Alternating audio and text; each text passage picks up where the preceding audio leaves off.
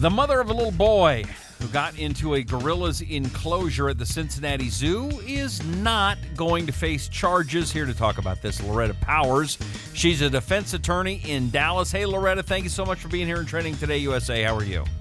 Hey, it's my pleasure. Thank you so much for having me. Okay, so there's a lot of people who think that woman needs to be strung up and sent to jail. What's the deal? So the prosecutor said that a child wandering off doesn't rise to the level of child endangerment. But here's a little bit of a secret about law enforcement. You only indict what you can prove. And so every statute has elements that need to be proven for a conviction. The parents aren't blameless, and neither is the zoo. But it didn't rise to a level of criminality in Ohio.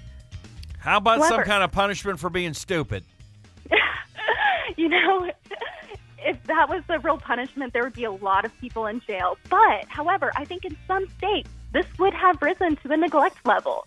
I talked to a former prosecutor in Texas about this, and he said that he would have absolutely pressed charges because, according to some reports, the boy said, "I'm going to get into the cage," which I thought would be a big problem for the mother. Yeah, that's not good. Okay, so what else did we find out? She's not going to face charges. Anything else?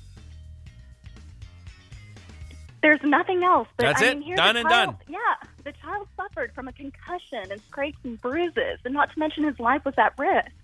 Yeah. And although things happen in split seconds, a lot of people want to say that this case was the same thing as a parent not having a fence around their pool. Because when parents are out with their children in public, they kind of have to be this constant barricade preventing their children from danger. Yeah, that's also one that's easier said than done. I mean, I'm not on the parent's side, but the whole thing's a mess. But it really is. Basically, the story is over now, right? Basically, this is the end of the story. It's done.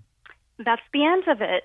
And, should parents keep their 3-year-old kids on leashes at the zoo? I don't know. That's up to the individual parent to decide. Yeah. But I guess they need to decide that without shame or judgment from other people. All right, Loretta Powers, where do we find you online? Find me at lorettapowerslaw.com. All right, thank you, Loretta. Thanks for being here and Trending Today USA. I appreciate it.